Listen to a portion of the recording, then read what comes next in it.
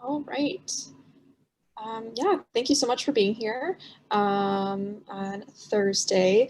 So on behalf of Change, thanks for joining us. This is our event, Why I Speak Up for Black Women on Misogynoir and Interpersonal Violence. My name is Katie. My pronouns are she, her, hers. I'm the president of Change. So if you don't know about our organization, we're a sponsored student organization in collaboration with the Wellness Center. And our mission is to create inclusive and critical spaces to challenge norms, further prevention, and empower survivors of gender-based violence.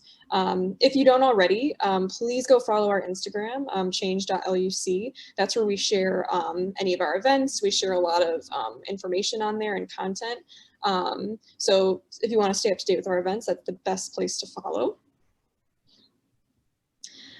Just as a heads up for everyone, this event is being recorded. So the first part of the presentation is going to be more informative, and we will take questions, and then our recording will stop before the discussion.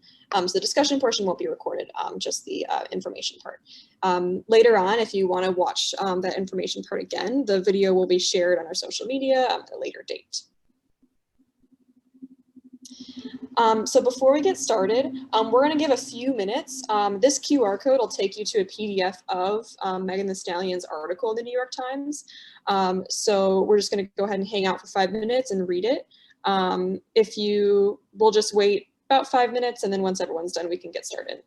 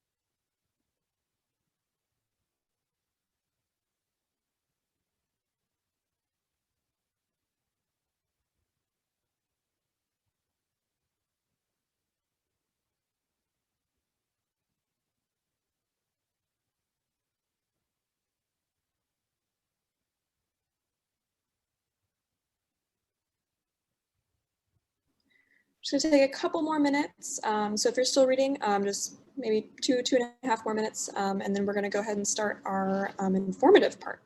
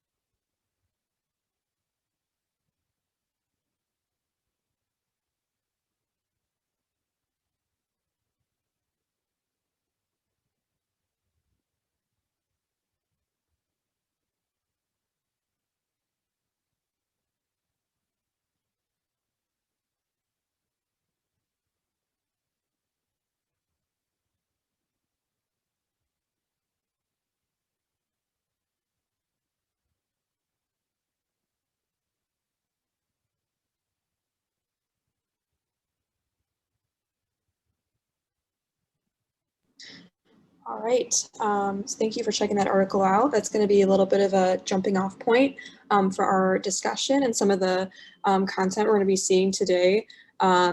So we're going to move into the information section. So as we're going through, we're going to be presenting some information. And if you have any questions about the content or about anything that we're presenting on, we'll be looking at the chat and we're going to try to get to them either in the chat or out loud. So don't be afraid to drop in the chat and we will try our best. All right, now I'm going to pass it off. Okay. Thank you, Katie. Okay, so I wanted to begin today with us talking about intersectionality and just defining a couple of terms around it. So intersectionality has a lot of definitions, but it is generally defined as a person's social and political identities, race, class, gender, ability, etc., and how these combine to create overlapping systems of discrimination and disadvantage. So this term was originally coined by Black feminist theorist Kimberly Crenshaw, who's pictured here, in 1989.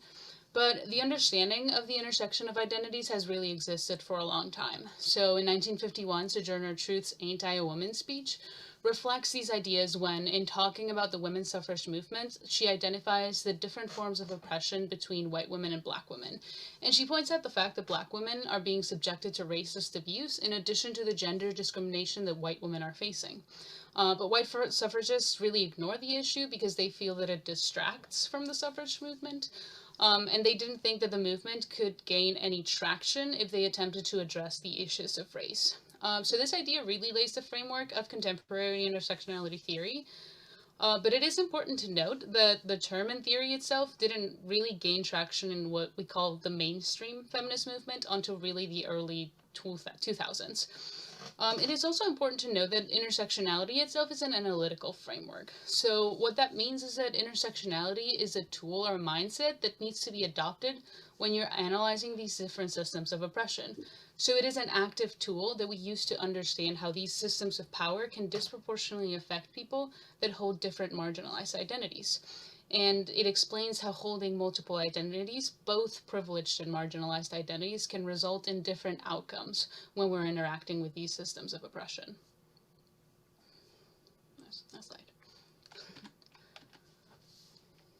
So when we talk about discriminations and disadvantages, the biggest thing that comes up is misogynoir.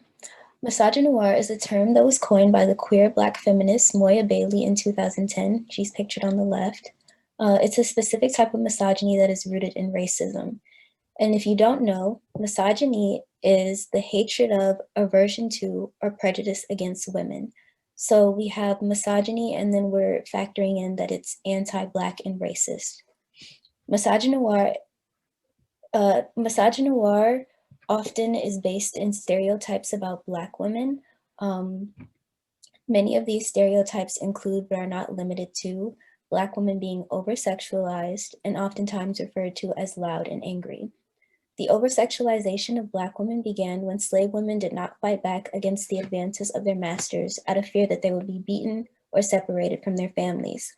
Slave women were also often displayed naked to potential slave owners. This contrasted heavily against the white women who were often covered up and well-dressed. In order to dismantle the misogynoir, we must continue to bring awareness to it and call it out when we see it. So in these next couple of slides, I'll give you some examples so you know how to identify misogynoir. So as we read in Megan's article, she was involved in an incident where she was shot by Tory Lanez. And a lot of people have been giving their unwarranted and unsolicited opinions on the situation.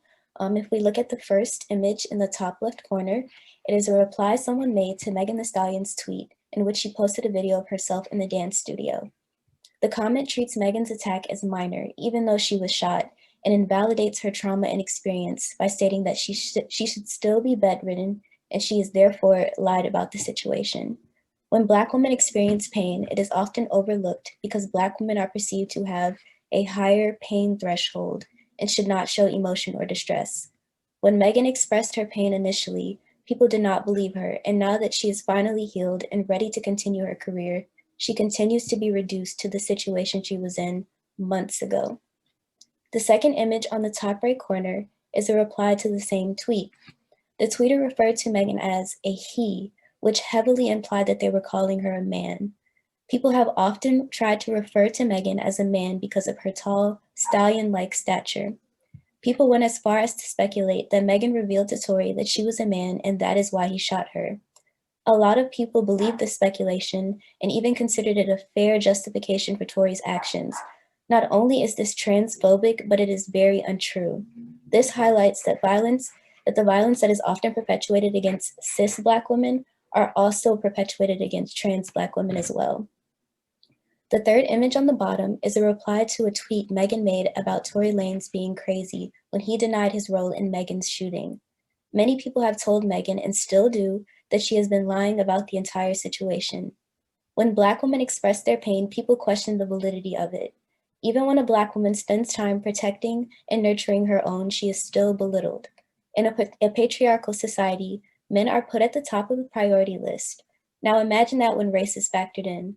Black women are often put at the very bottom of that list. This is what misogynoir looks like. In this image, there is a caricature drawn of Serena Williams during the US Women's Open after Naomi Osaka beat her in the final. Ironically, Naomi Osaka was drawn as a white woman, which is another example of the erasure of Black women in media. During the match, Serena was upset with the umpire's blatant sexism as he cited 3 code violations against her in one set. Serena called him a thief, as many other male athletes have in the past. However, the game was taken to her because of that one comment she made. Serena's frustrations were taken as her being the stereotypical angry Black woman, which minimized and invalidated her feelings as a human being, athlete, and woman. Serena's caricature was drawn as angry and Hulk-like, with big red lips and unkempt hair. This caricature further emphasizes the untrue stereotypes of Black women being wild and untamed when they don't get their way. This is an attack on the true character of a Black woman. Similarly, the Romanian TV show host Radu Bansiu said, quote, "Serena Williams looks exactly like one of those monkeys at the zoo with red asses. If monkeys wore trousers, they'd look exactly like Serena Williams does on the court." Bansiu was not fired from his job, but instead given a small fine for his comments. This man used his privilege to attack a Black woman without facing any repercussions. This is typically how misogynoir is overlooked and excused. A white male got away with attacking a Black woman on national televised show simply because he is white and male. Black women are never protected from these attacks because of the way people believe and feed into the stereotypes against them. This photo is another caricature, but this time of Michelle Obama juxtaposed with a caricature of Melania Trump. During the first time when Michelle Obama was First Lady, many people would often call her a man because of her physique. People went as far as drawing diagrams to prove Michelle Obama was not a woman, but in fact a man. In 2014, Joan Rivers also made remarks about Michelle Obama when she was asked by a photographer if she believed the United States would ever see the first gay or female president. Rivers replied, "You know Michelle is a trans," and when she was further asked to explain, she replied, "A transgender, we all know it." Once again, the attack on cis Black women include the attack on trans Black women. They are often mocked for the sake of comedy. These comments not only incite violence, but they dehumanize trans Black women. Black women are also painted as animals in comparison to white women. The stereotype strong is not only used as a verbal descriptor, but whenever a Black woman has an athletic physique, they are often called gorillas or hulks, similar to Serena's caricature. White women are not met with these kinds of critiques to the same extent. Certain styles, body types, and mannerisms are more accepted when done by a white woman than a Black woman. This is a form of misogynoir. Not only are stereotypes a form of misogynoir, but they are also a form of violence against Black women. However, violence can take on many forms. On March 13th, 2020, Breonna Taylor was fatally shot in her apartment by 3 white male Louisville officers.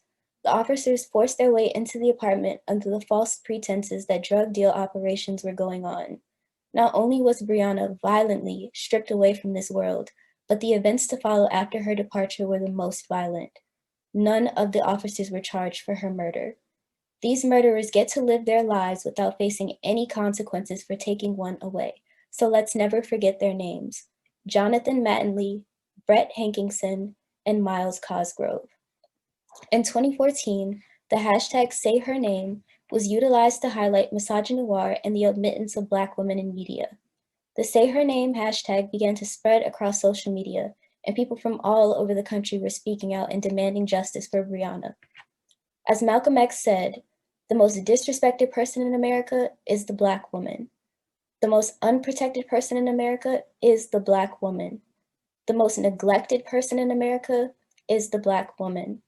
Despite millions of voices speaking out for her, she was still abandoned by the justice system that is supposedly here to serve and protect everyone. Okay, so as Malia touched on, violence against Black women can come in very different forms, and this is something that Meg Thee Stallion also talked about in her article. So she talked about violence against women not always being connected to being in a relationship, but happening because men treat women as objects to justify inciting abuse against them. So this is something that Dr. Beth Ritchie, who's pictured here, she's a professor at UIC, I believe. And she talks about this in her book, Arrested Justice, Black Women, Violence in America's Person Nation. And she introduces what we now know of as a violence matrix, in which she highlights and explains the different ways in which Black women are dealing with violence and are continually disenfranchised. So she talks about violence occurring in 3 different ways: interpersonal or intimate household violence, community violence, and the social sphere violence, or what we also understand as state violence. And then she talks about 3 different types of violence: physical assault, sexual assault, and social disenfranchisement. So interpersonal violence can just look like, you know, domestic violence, general interpersonal violence that occurs. And then community violence is a little bit more tied to the disenfranchisement within the community. So disenfranchisement, for example, if you speak out against your abuser, and it creates barriers to reporting this violence because you have a fear of perpetuating negative stereotypes about your own community and your partner. And the root of community violence really is economic disparity and lack of resources and access to them. So it is not a failure of the community. It is really a systemic issue, and a failure of the systems to provide for people. And this is what we understand as state violence. It can look at like anything from lack of resources, but it also looks like actual violence perpetrated by actors of the state, so police brutality, and state violence against Black people. So barriers, so this also create barriers such as fear of state violence being perpetrated against your partner, which might lead you to not call the police if you are in a domestic violence situation. So Dr. Ritchie talks particularly about violence perpetuated by the Chicago Police Department and the fact that there are many specific policies established to address inter-partner violence that can often lead to an increase in the disenfranchisement of Black women. So particularly if these policies continue to rely on the systems that perpetuate this violence. One of the main examples that she always brings up, and that just comes to mind, is the establishment of domestic violence shelters. So it sounds like an incredible feat to know that domestic violence shelters are being funded by the city and that nonprofits are providing these shelters to people and that they're quote unquote accessible to everyone. But they're also forced to abide by federal guidelines or city guidelines, which means that they are under the jurisdiction of the police department.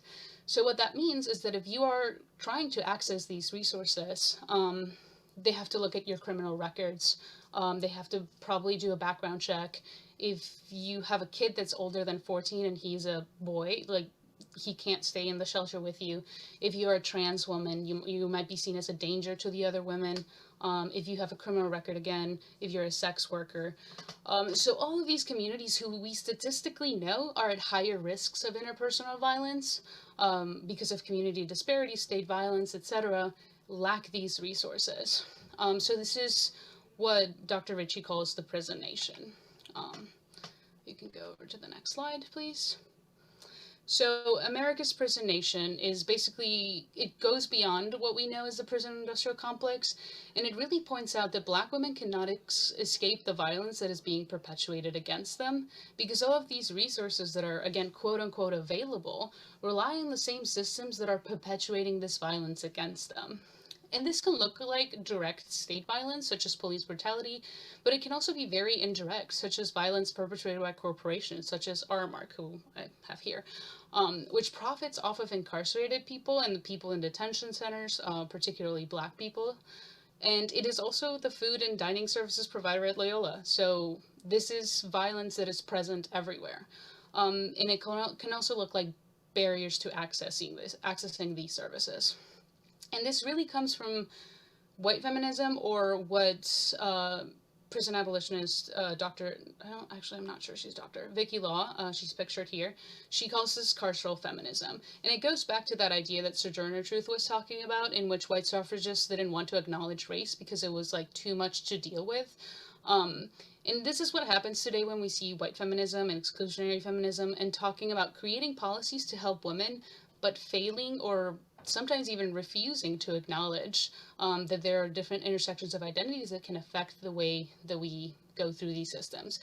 So it's a failure to utilize these intersectional frameworks, which in turn leads to policies and services that perpetuate this violence against women who are not what we consider to be a prototypical victim. So Vicky Law calls this idea of over-relying on the criminal justice system to provide services for people. You are leaving those who are often in most need of these services completely unable to access them. So how do we address this, right? How is this being addressed? So first, it's important to point out that Black women are leading the fight and the resistance to this, and they are attempting to dismantle the systems of oppression that exist. So Patricia Hill Collins, pictured here on the upper right, brings about the understanding of intersectionality as a framework of analysis, as I mentioned at the beginning, that needs to be utilized in everything that we do. So in order for us to create policy that works and that is helpful, we need to account for those who are the most marginalized or disenfranchised. She basically points to this idea that if we address the issues that are faced by those who are most marginalized, then everybody wins, or everybody above that can benefit from that. Angela Davis, who is pictured here on the left, really helps bring about the idea of prison abolition, or the abolition of these systems of oppression. And she asks us to really reimagine what punishment looks like, or what it looks like for us when we ask to seek justice when talking about violence against women. So she asks us to question how you're going to address violence against women by giving more power to the systems that are causing this violence. So, for example, when we talk about Breonna Taylor, how are you going to ask justice for Breonna Taylor by relying on the same system that caused her to be, victimized and to be murdered? Dr. Ritchie, again, asks us to reimagine justice, freedom, and peace. And she talks about several steps that we can take for this. So she states that anti-violence movements should incorporate Black feminist theoretical approach, which is, again, this like intersectional analysis. And she asks for it to be comprehensive and radical. She says that the services that are offered should correspond to the different levels of violence and abuse experienced by Black women. So it's not just like a blanket policy that will work. Like it has to be very specific. And she also asks for mobilizing and grassroots activism to focus on dismantling the prison nation and the capitalist structure that builds it.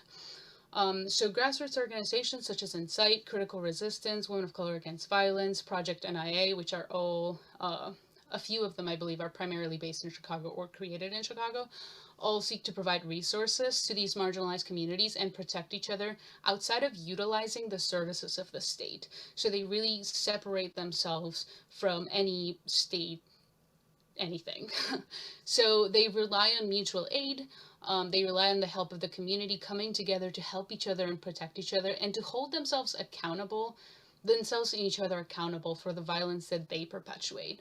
And it really all boils down to this idea of protecting Black women and protecting those who are marginalized, who don't have the resources to fight back against state violence and to protect themselves against state violence. Yeah. So as we discussed, intersecting identities lead to overlapping forms of oppression. Black women have to face both the oppressions of being Black and being a woman. These oppressions are encouraged by many factors, but specifically misogynoir further perpetuates the stereotypes, violence, such as interpersonal, community, and state, as well as racism against Black women. The intersecting identities of Black Americans extend beyond womanhood, but also present itself in sexuality, gender, and politics. Consider how those with intersecting identities are further subjected to gross injustices every day.